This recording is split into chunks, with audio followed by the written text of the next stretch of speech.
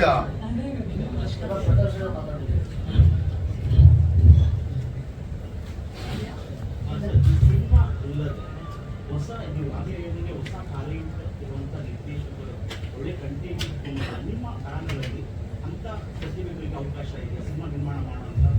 ಈಗಷ್ಟೇ ಶುರು ಮಾಡ್ತಿದ್ದಾರೆ. ಆಕ್ಚುಲಿ ನಾನು ಅನೌನ್ಸ್ ಮಾಡ್ಲಿಕ್ಕೆ ಇಷ್ಟಪಡಲಿಲ್ಲ, ಬಿಕಾಸ್ ನನ್ನ ಫೋಕಸ್ ಈಗ ಫೋಟೋ ಮೇಲಿದೆ. ಬಟ್ ಫೋಟೋ ನೋಡಿದ ನಂತರ ಅಥವಾ ಇವನ ಮುಂದಿನ ಸಿನಿಮಾ ಇರ್ಬೋದು, ಇನ್ನೊಂದಿಬ್ಬರು ಹೊಸ ನಿರ್ದೇಶಕರ ಸಿನಿಮಾಗಳನ್ನು ನಾವು ಆಗಲೇ ಸ್ಕ್ರಿಪ್ಟ್ ನೋಡಿ ಫೈನಲೈಸ್ ಮಾಡಿದ್ದೀವಿ ನಮ್ಮ ಕ್ರಿಯೇಟಿವ್ ಟೀಮ್. ಅದನ್ನು ಸದ್ಯದಲ್ಲೇ ಇನ್ನೊಂದು 2 ತಿಂಗಳಲ್ಲಿ ಅನೌನ್ಸ್ ಮಾಡ್ತೀನಿ. ಡೆಫಿನೆಟ್ ಆಗಿ ಮತ್ತೆ ನನಗೂ ನಿರ್ದೇಶನ ಮಾಡಬೇಕು ಅಂತಿದೆ.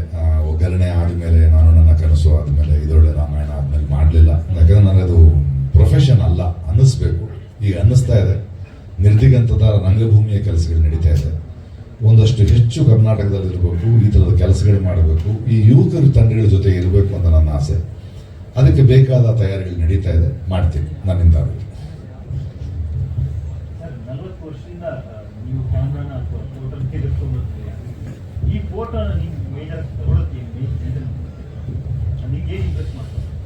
ನೋಡಿ, ಫೋಟೋ ಅನ್ನೋದೇ ನಮ್ಮ ಬದುಕಿನ ಒಂದು ಕ್ಷಣ ಅಷ್ಟೇ ಅಲ್ವಾ ಲಿಕ್ಸೋದು. ಆದರೆ ಅದು ಅಷ್ಟೇ ಅಲ್ಲ, ಆ ಒಂದು ಕ್ಷಣದ ಗರ್ಭದಲ್ಲಿ 1000 ಕಥೆ ಇರುತ್ತೆ. ಮತ್ತು ಒಂದು ಫೋಟೋ ಕೂಡ ವರ್ಷಕ್ಕೆ ಬೆಳೀತಾ ಹೋಗುತ್ತೆ.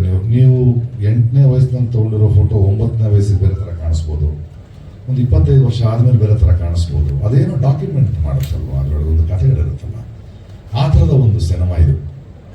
ಇದು ಬರೀ ಸಿನಿಮಾ ಫೋಟೋ ಅಲ್ಲ. ಒಂದು ಉತ್ತರ ಕರ್ನಾಟಕದ ಇವನ ಊರಿಂದ ನಾನು ಬೆಂಗಳೂರಿಗೆ ಹೋದರೆ ಒಂದು ತಾಜ್ ಮಹಲ್ ವಿಧಾನಸೌಧದ ಮುಂದೆ ಒಂದು ಫೋಟೋ ತಗೋಬೇಕು ಅನ್ನೋ ಒಂದು ಆಸೆ. ಅವ್ರ ಊರಿನಲ್ಲಿ 70% ಜನರ ಮನೆಯಲ್ಲಿ ಹೋಗಿ ಬಂದವ್ರ ಮನೆಯಲ್ಲ ಒಂದು ಫ್ರೇಮ್ ಹಾಕಿಟ್ಟಿದ್ದಾರಂತೆ ವಿಧಾನಸೌಧದ ಮುಂದೆ ಫೋಟೋ. ಅಂದ್ರೆ ಉತ್ತರ ಕರ್ನಾಟಕದವ್ರಿಗೆ ಬೆಂಗಳೂರಿಗೆ ಬರೋದು, ನಮ್ಮನ್ನು ಆಳುವ ಒಂದು ಶಕ್ತಿ ಕೇಂದ್ರ ಅದಿದೆ, ಅದ್ರ ಮುಂದೆ ನಿಂತ್ಕೋಬೇಕು ಅನ್ನೋ ಒಂದು ಆಸೆ ಇದೆಯಲ್ಲ. ಅಥವಾ ಒಬ್ಬ ಡಿ ಬಾಸ್ ಜೊತೆ ಫೋಟೋ ತಗೋಬೇಕು, ಎಷ್ಟು ಜೊತೆ ಫೋಟೋ ತಗೋಬೇಕು, ಇನ್ನೊಬ್ಬರ ಜೊತೆ ಫೋಟೋ ತಗೋಬೇಕು ಅಂತ ಆ ಊರಿನ ಕನಸಾಗಿರುತ್ತೆ. ಇಲ್ಲಿ ರೀಚ್ ಆಗಲ್ಲ ನಾವು. ಆ ಥರದ ಕನಸಿಟ್ಕೊಂಡು ಬಂದು ಹುಡುಗ ತಗೊಂಡ ಮತ್ತೆ ತಲುಪನ್ನ ಈ ಪ್ರಯಾಣದಲ್ಲಿ ಬಂದ ಕೋವಿಡ್ ಏನು, ಇದು ತುಂಬ ಇಂಟ್ರೆಸ್ಟಿಂಗ್ ಅನಿಸ್ತು ನನಗೆ. ಆ ಇಡೀ ಕಥೆಯ ಹೆಣೆಯುವಿಕೆ ಇಷ್ಟ ಆಯಿತು. ಅದು ಫೋಟೋ ಅನ್ನೋ ಹೆಸರು ನನಗೆ ಇಷ್ಟ ಆಯಿತು.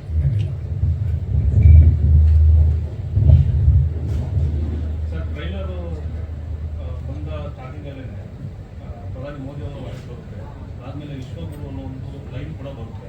ಸಾಮಾನ್ಯವಾಗಿ ನೀವು ಪ್ರಧಾನಿ ಮೋದಿ ಅವರ ತತ್ವಗಳನ್ನು ಮತ್ತೆ ಅವರೇನು ಮಾಡೋದು ವಿರೋಧ ಮಾಡ್ತಾ ಇರ್ತೀರ. ಸೊ ಆ ವಿಚಾರವಾಗಿ ನಿಮಗೆ ಸಿನಿಮಾದಲ್ಲಿ, ಅಂದರೆ ಈ ಸಿನಿಮಾದಲ್ಲಿ ಅವರ ಆಗಿರೋ ಸಮಸ್ಯೆಗಳನ್ನ ತೋರಿಸಿ ಅದು ಸಮಸ್ಯೆ ಇರೋದನ್ನ ಪ್ರಶ್ನೆ ಮಾಡೋದಕ್ಕೆ ಸಿನಿಮಾ ಸರಿ ತಗೊಂಡಿದ್ದ ಅಥವಾ ರಾಜಕೀಯವಾಗಿ ತಗೊಂಡಿದ್ದ? ಅವರವರ ಭಾವಕ್ಕೆ, ಅವರವರ ಪ್ರಕೃತಿಗೆ. ಈ ಸಿನಿಮಾ ಮಾಡಬೇಕಾದ್ರೆ ನಾನು ಇಲ್ಲರಿ ಈ ಸಿನಿಮಾದಲ್ಲಿ. ಆ ಹುಡುಗ ಆ ಕ್ಷಣದ ಒಬ್ಬ ಪ್ರಧಾನಿಯವರ ಮಾತನ್ನು ಹಾಕಿದ್ದಾನೆ. ಅಲ್ಲಿ ಡೊನಾಲ್ಡ್ ಟ್ರಂಪ್ ಇದ್ರೆ ಡೊನಾಲ್ಡ್ ಟ್ರಂಪ್ ವಾಯ್ಸ್ ಹಾಕಿದ್ದ ಅಲ್ವೇ? ವಿಶ್ವಗುರು ಅನ್ನೋದು ಈ ಇಡೀ ಪ್ರಪಂಚಕ್ಕೆ ಆಗ್ಬೇಕಾದ್ರೆ ಹಳ್ಳಿಗಳಲ್ಲಿ ಬೇಲಿ ಹಾಕಿದಾರಲ್ವಾ. ಅದಕ್ಕಾದ್ರೆ ಒಂದು ಕಥೆಯನ್ನ ಹೇಳಬೇಕಾದ್ರೆ ಆಗಿನ ರಾಜಕೀಯ ಸನ್ನಿವೇಶ ಹೇಳಬೇಕು, ಅಲ್ಲಿಯ ಬೇರೆ ಬೇರೆ ಸಮಸ್ಯೆಗಳ ಬಗ್ಗೆ ಹೇಳಬೇಕು. ಅದನ್ನ ನಾನು ಬಂದಿದ್ದರಿಂದ ಅದಕ್ಕೆ ಬಣ್ಣ ಹಾಕುವಷ್ಟು ಅಂತ ನಿಮ್ಗೆ ಅರ್ಥ ಆದರೆ ಅದು ಪ್ರಾಯಶಃ ನನ್ನ ನಿಲುವುಗಳಿಂದಾಗಿ ನಿಮ್ಗೆ ಹಂಗೆ ಅನ್ಸಿರ್ಬೋದು. ಅದಲ್ಲ. ಆ ದೃಷ್ಟಿಯಿಂದ ಅದನ್ನು ನೋಡಬೇಡಿ.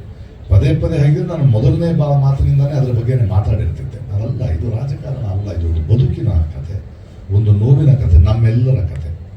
ಅದರಲ್ಲಿ ಆ ಮಾತು ಬರಲಿ ಅಲ್ವಾ. ಬಟ್ ಆ ಥರದ ಥಾಟ್ ಆಗಲಿ, ಆ ಥರದ ಉದ್ದೇಶವಾಗಲಿ ಈ ಸಿನಿಮಾದ ಇನ್ನೊಂದು ದೊಡ್ಡ ಉದ್ದೇಶ ನೋಡಿ, ಕೋವಿಡ್ ಅನ್ನೋ ಒಂದು ವೈರಸ್ ಬರುತ್ತೆ.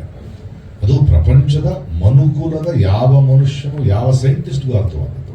ಇಡೀ ಮನುಕುಲದ, ಒಂದು ಊರದಲ್ಲ, ಅದು ಒಂದು ಭಾರತ ದೇಶದಲ್ಲ. ಅವರೇ ಕಕ್ಕಾಬಿಕ್ಕಿಯಾಗಿದ್ದ ಸಂದರ್ಭದಲ್ಲಿ ಈ ಥರದ್ದನ್ನು ನೋಡದ ಜನರೇಷನ್ಗಳು ನಾವು, ಒಂದು ಮಾನವ ಜನಾಂಗ, ಅದನ್ನು ಹೆಂಗೆ ನಿಯಂತ್ರಿಸಬೇಕು ಅದು ಯಾವ ಸರ್ಕಾರಕ್ಕೆ ಗೊತ್ತಿತ್ತು ಅಲ್ವೇ? ಈ ಸಿನಿಮಾ ಮಾತಾಡ್ತಾ ಹೋಗೋದು ಅದನ್ನಲ್ಲ. ಈ ಥರದ್ದಾಯಿತು. ಅದರ ನಂತರ ಬೇರೆಯವ್ರ ಮೇಲೆ ಬೆರಳು ತೋರಿಸಿದ ಮನುಷ್ಯರಾದ ನಾವು ಹೇಗೆ ಪ್ರತಿಕ್ರಿಯಿಸಿದೆವು. ತಂದೂರಿ ಹೋಟೆಲ್, ಒಂದು ಚೈನೀಸ್ ಹೋಟೆಲ್ ನೋಡಿ ನಾವು ತಿಂಡಿ ತಿಂತಿದ್ವಿ ಸಿಟಿ ಒಳಗೆ. ಅದಾದ್ಮೇಲೆ ಬಂದ್ಬಿಡ್ತಿದ್ವಿ. ಕೋವಿಡ್ ಆದಾಗ ನಾವು ಮನೆಗೆ ಕೂತ್ಕೊಂಡ್ವಿ, ಓನರ್ ಅವನ ಮನೆಗೆ ಹೋದ. ಆ ಕಿಚನ್ ಹಿಂದೆ ಕೆಲಸ ಮಾಡಿದ್ರಲ್ಲ, ಉತ್ತರಾಖಂಡದಿಂದ ಬಂದವನು, ಮಣಿಪುರದಿಂದ ಬಂದವನು, ಉತ್ತರ ಕರ್ನಾಟಕದಿಂದ ಬಂದವನು, ಅವನು ಹೆಂಗ್ ಹೋದ ಮನೆಗೆ? ಆ ನಡಿಗೆ ಹೇಗಿತ್ತು ಅದನ್ನ ನಾವು ನೋಡ್ಲೇ ಇಲ್ವಲ್ಲ.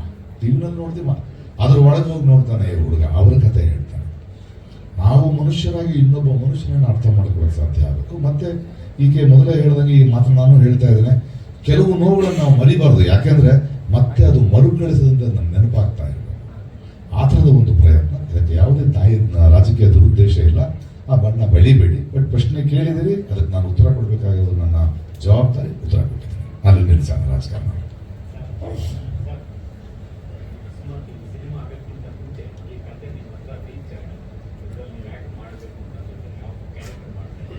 ನನ್ನಿಂದ ಆಗ್ತಿರ್ಲಿಲ್ಲ, ಯಾಕಂದ್ರೆ ನಾನು ಸ್ವಲ್ಪ ಕೆಟ್ಟೋದ್ ನಟ. ಒಂದು ಇನ್ನೊಬ್ರು ಪ್ರಶ್ನೆ ಕೇಳಿದ್ರು, ನೀವು ನಿರ್ದೇಶನ ಮಾಡಿದ್ರೆ ಹೆಂಗಿತ್ತು ಅಂತ. ನಿರ್ದೇಶನ ಮಾಡಿದ್ರೆ ನಾನು ಯಾರನ್ನೋ ನೋಡ್ಕೊಂಡು ಮಾಡ್ದಂಗಿತ್ತು. ಇದು ಒಳಗಿನ ಕತೆ, ಅದು ಅವನಿಂದ ಮಾತ್ರ ಹೇಳಕ್ಕಾಗೋ ಕತೆ. ಬಟ್ ಈ ನಟರುಗಳಿದಾರಲ್ಲ, ಈ ಜಹಾಂಗೀರ್ ಆಗಲಿ ಇನ್ನೊಬ್ಬರಾಗಲಿ, ಅಥವಾ ನಾನು ಬೇರೆ ಬೇರೆ ಇತ್ತೀಚಿನ ಬಂದ ಕನ್ನಡ ಸಿನಿಮಾ ಇರಲಿ, ಗುಂಟು ಮೂಟೆ ಇರಲಿ ಅಥವಾ ಮುಸ್ತಫಾ ಇಲ್ಲ, ಅದನ್ನ ನೋಡ್ಬೇಕಾದ್ರೆ ಅವ್ರು ನನ್ನನ್ನು ಚಾಲೆಂಜ್ ಮಾಡ್ತಾ ಇದ್ದಾರೆ, ನಿನ್ನ ಅವಶ್ಯಕತೆ ಇಲ್ಲ ನಮ್ಮ ಸಿನಿಮಾಗೆ ಅಂತ. ಎಷ್ಟು ಬ್ಯೂಟಿಫುಲ್ ಆದ ಆರೋಗ್ಯ ನೋಡಿ ಅದು.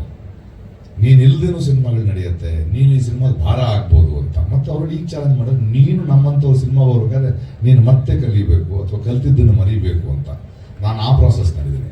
ಈ ಸಿನಿಮಾ ನೋಡಿದಾಗ ನನಗೆ ಆ್ಯಕ್ಟ್ ಮಾಡಬೇಕು ಅಂತ ಅನಿಸಲೇ ಬರೋದು, ಯಾವ ಪಾತ್ರಗಳು ನಾನು ಆ್ಯಕ್ಟ್ ಮಾಡೋಕ್ಕೆ ಸಾಧ್ಯ ಇಲ್ಲ. ಅದು ಆಯಾ ಪಾತ್ರಗಳಿಗೆ ಕರೆಕ್ಟಾಗಿ ಜೀವ ತುಂಬಿದ್ದಾರೆ ಅವರು. I am very proud of those actors for believing in those films. ನನ್ನಿಂದ ಆಗಲ್ಲ.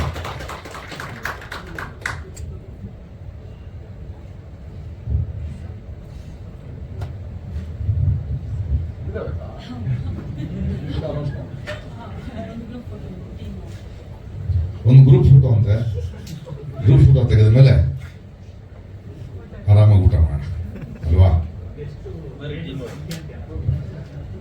ಇವಾಗೆಲ್ಲ ಥಿಯೇಟರ್ ಸಂಖ್ಯೆಗಳು ಹೇಳಕ್ಕಾಗಲ್ಲ. ಮಲ್ಟಿಪ್ಲೆಕ್ಸ್ಗಳು, ಬೇರೆ ಬೇರೆ ಶೋಗಳು ನೋಡಿ ದಿನಕ್ಕೆ 15 ಸಿನಿಮಾ 8 ಸಿನಿಮಾ ರಿಲೀಸ್ ಆಗ್ತಾ ಇದೆ. ಕಾರಣಗಳು ಗೊತ್ತಿಲ್ಲ, ಬಹುಶಃ ಎಲೆಕ್ಷನ್ ಬರ್ತಿದೆ ಅಂತ ಇರ್ಬೋದು, ಏನೋ ಇರ್ಬೋದು. ಬಟ್ ನಮಗೆ ಆ ಥರದ ಲೆಕ್ಕಾಚಾರಗಳು ಇಲ್ಲದೆ ಇರೋದ್ರಿಂದ ಮತ್ತು ಈ ಥರದ ಜನ ನೋಡ್ತಾರೆ, ನೋಡ್ಲಿ ಅನ್ನೋ ಕಾರಣಕ್ಕೆ ಹೋಗ್ತಾ ಇದೀವಿ. ಸೊ ಆಲ್ಮೋಸ್ಟ್ ಆಲ್ ಮಲ್ಟಿಪ್ಲೆಕ್ಸ್ಗಳಲ್ಲಿ ಥಿಯೇಟರ್ಗಳಿದೆ. ನಮಗೆ ಸಿಂಗಲ್ ಸ್ಕ್ರೀನ್ ಹೋಗೋ ಧೈರ್ಯ ನಾವು ಮಾಡ್ತಾ ಇಲ್ಲ ಈಗ ಬೇಡ, ಯಾಕಂದ್ರೆ ಇಲ್ಲ ಅಷ್ಟು ಸಿನಿಮಾಗಳು ರಿಲೀಸ್ ಆಗ್ತಿದೆ. ರಿಲೀಸ್ ಆಗಿ ನಾವು ಮುಂದಿನ ವಾರ 22ಕ್ಕೆ ರಿಲೀಸ್ ಮಾಡೋಣ ಅಂತಿದ್ದೀವಿ ಕೆಲವು ಉತ್ತರ ಕರ್ನಾಟಕ. ಮತ್ತು ಅವನ ಆಸೆಯ ಪ್ರಕಾರ ಯಾವ ಗೊನ್ವಾರ್ನಲ್ಲಿ ಶೂಟ್ ಮಾಡಿದ್ನೋ ಅದು ಆ್ಯಕ್ಚುಲಿ ನಾಳೆ ನಡಿಬೇಕಿತ್ತು. ಬಟ್ ಕೆಲವು ನಮಗೆ ರಿಲೀಸ್ ಟೆನ್ಷನ್ ಮಾಡ್ತಿಲ್ಲ.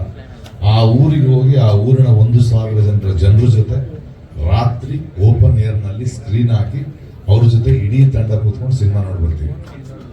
ಎಸ್, ಆ ಗೊನ್ವಾಳ ಹಳ್ಳಿಯಲ್ಲಿ.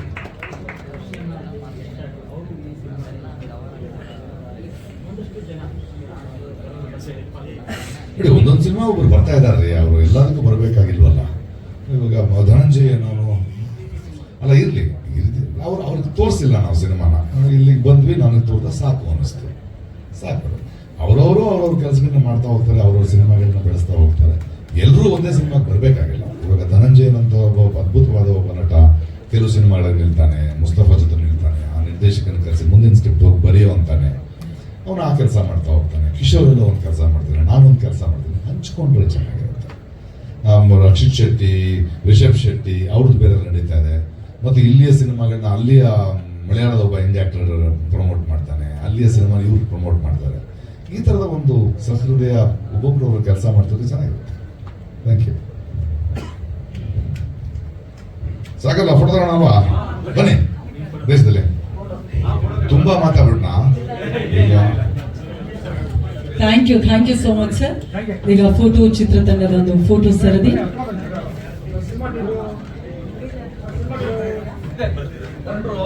ಇಡೀ ಟೀಮ್ ಬರಬೇಕು ಪ್ಲೀಸ್.